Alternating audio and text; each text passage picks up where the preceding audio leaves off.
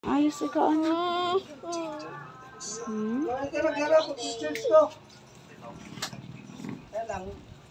Magkaaram siguro ang paggalaw ka dito. Anong mapadikat nito. Nay? Ayan, masakit o. Siguro yung pagkagalaw-galaw kang kamay na ano baga ang balay ka to. Meron? O yun o, ayaw mo paggalaw. Ang pisil ko hindi yan malakas. Ano lang. Sabi ko kasi kumain lang muna tayo mamaya na yan. Dito kay may anak.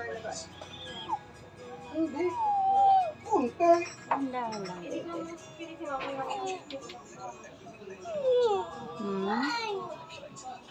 Galingan Baka nalamigan na na yun, no?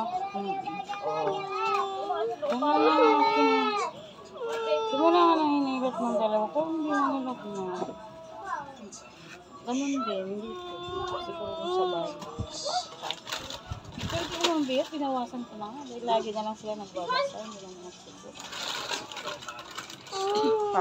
Kakatablet din siguro nito. Kasi nagtatablet siya pag ano, no? Nangangalay siguro ng dito niya. Hindi, magandaan baga ni Lula. Oo. Hindi lang, inaano lang ni Lula yan. Ang sakit. Hindi. Kiss lang din. Pagalingan ikaw ni Lola.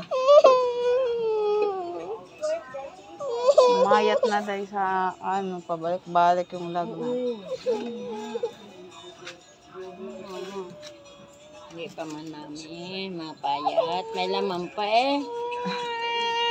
Hindi lang sanay kasi mas ano talaga. Mabintog kasi ito, Nay. Dito pala kami nagpahilot noon dati. Naalala ko na. Yung sa pamangkin kong isa na babae. Wala naman to UTS.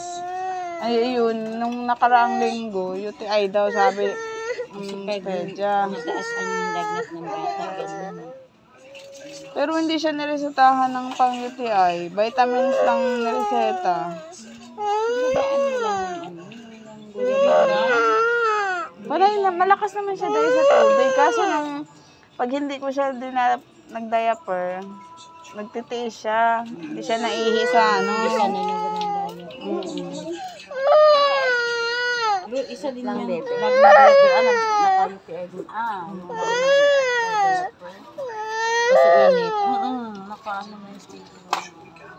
Naka-ano yung... Tay, kain pa!